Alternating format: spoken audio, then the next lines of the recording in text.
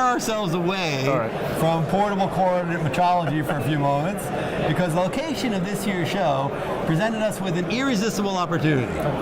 Now, Dirk, as I might have mentioned once or twice before, we're in New Orleans. We're here in the Big Easy. There we go. Yes, we are. And as it happens, one of our regular columnists is a Cajun, by way of Scotland. Cajun in training, I like a CIT.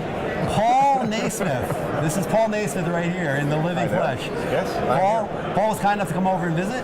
So without further ado, I'd like to welcome Paul to the show. Well, Paul and Dodge Live. Thank you, Paul, for joining us. Thank you, Dirk. It's nice to meet you in the flesh. That's right. Can you translate that? Into Americanese? Yeah, Americanese. Give your best Cajun. I can't do that because it's really quite insulting. However, I find myself sometimes using a yawl at the end of my sentences. Wow. You can't have two yawls in one sentence, either opens or ends with a yawl. Never two in the same. Wow. A brogy yawl. Yeah.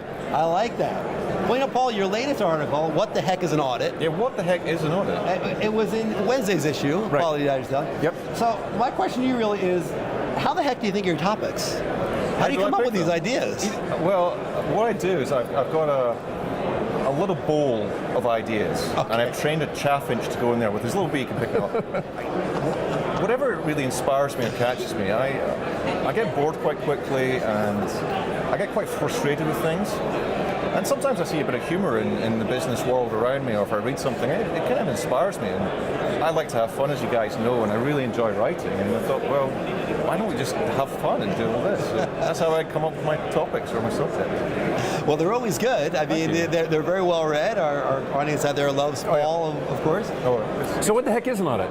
You know, I have no idea. That's the whole reason why I wrote this article.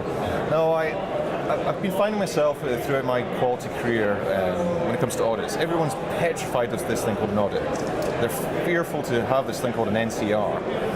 And I keep finding I repeat myself over and over again to explain what an audit is. And I was thinking to myself one day preparing for an audit, a long and distant conversation I had with a previous colleague, and I thought, well, it might be an opportunity to put my perspective on what my view of an audit is on paper, because everyone hears this thing called, the auditors are coming and we have to audit that. And they get all terrified.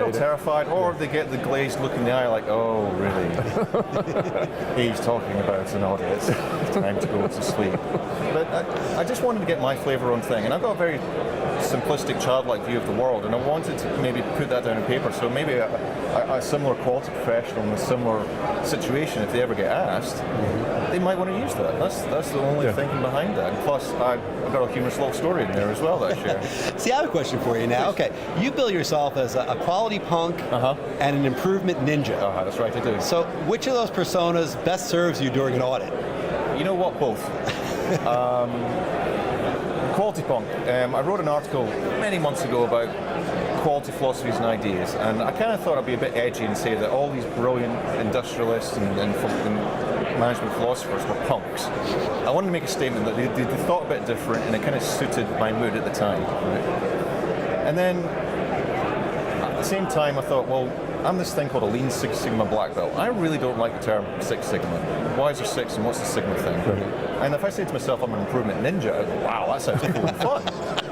So that's the only reason why I do these things. But when an auditor comes and asks me, he never knows. I don't think the auditors that visit me ever read Quality Digest, which is a shame. By the time they finish with me, they're now subscribers. Let's put it that way. Way to go. And you know, by the way, with your punk background, I want to thank you for taking the safety pin out of your ear before you came on the show. Yeah, I it was fine. It was attached to my navel. Oh, okay. Good. Well, thank you for taking that out too. Yeah. Really appreciate that. So what do auditors think of you when they come in and here's this guy who's probably irreverent towards them, maybe? Well, I'm not irreverent. I challenge them. Okay. I'll get them in and they'll do their wonderful opening speech and they'll say, this is a scope. And I'll go, okay, stop. You're here to improve my business. It's consultancy in my view. Okay. Let's talk about. Let's seriously here a little bit. I mean, we ran an article a week or two ago. One of our ISO 9000 consultants, and basically kind of touched on that. It's like, you don't have to fear an auditor. I mean, they're there to do you a service, and by the way, they do kind of work for you in a sense. And if you don't trust what they're saying, or if you think they're wrong, I mean, there's no reason why you can't call them on it? I mean, Call their boss and say, hey, I need a different audit. Yeah, for some crazy reason, we put these auditors on such a pedestal. Because they have this auditor title, everyone might treat them as some kind of expert or overseer, but all they're doing is just comparing what you have against a standard or specification. And in many ways, the auditors I've experienced, they don't actually understand my business. They don't understand my customer in the way that I do. So most of the time, I will spend educating what we do and say, well, this is what our customer expects. This is how we interpret that requirement. This is how we deliver it. And it's really the customer that's important to me. And in the article, I do touch upon customer audits. I really welcome customer audits. I always have an open door policy for my customers. So I'd rather have 10 findings in audit from a customer than one customer complaint. To me, that is just ideal for me. Yes. Okay, we have to do work and improve, but I just love when my customer says, well, this is our requirements. Right. You're not meeting them in this way. This is a free solution for you. I love it. It's wonderful. It's the way it should work, really. The way it should work. Yeah, absolutely. Let's touch back on Six Sigma for a minute. You read an article that was really popular a few months back where you talked about Six Sigma, the training you went through to get all these 100 tools of Six Sigma, which you use 3, right? Yeah. I mean, it's a constant argument we have on amongst our users of the value of Six Sigma. Is it really something that needs to be pushed down to the rank and file, or should it be kind of an upper echelon tool that's only used by statisticians? What do you think about that? Okay, you've proposed a quite complex question there, but in my view, it's all down to the fit and the suit for the business that you're in. Six Sigma is a great catch-all term for improvement. And different businesses will have different levels of maturity. Some businesses will be very data rich, and that's where the statistical analysis will be wonderful. You can use it there, and you can do a really good job. However, some businesses might not be ready for that data collection. They just need to become more streamlined. So then there's the kind of the basis of making the improvement and getting the measurements in place to help you along the way. So it depends on your maturity of business. I think any business should go through the plan, do, check, act cycle from coming to assessing their needs for what training and improvement they should have. But I have to say that when I wrote that article, I was kind of making a point that I got all these wonderful tools and techniques that I don't use. Am I failing in some way? But no, it's actually because maybe the business that I'm in is not ready for these tools. I've got them, they're in my tool shop, my man cave, but I'm not needing them just yet. So, but no, it's great. I love improvement and I love quality. So it's a joyful thing when you do it as your job or your career. So what brought you here? What brought you to Louisiana from Scotland? That's a really good question. I was working and living in Scotland, and I worked for a company called XPro. They're in the oil and gas industry. I've been with them for about 4 years by that point, and an opportunity came up within our Gulf of Mexico operations, and we're based here in southern Louisiana, a place called Broussard. The opportunity came up, and I applied for it, and the team knew me, and they've worked with me in the past, and they said, well, yeah, of course, please we'll accept your application, and you'll have to go through the interview process like all the other candidates. And sure. And fortunately, I was a successful candidate, and the company I work for had been superb. They relocated my family and I, our house, over here, and it's been Actually great. moved the entire house?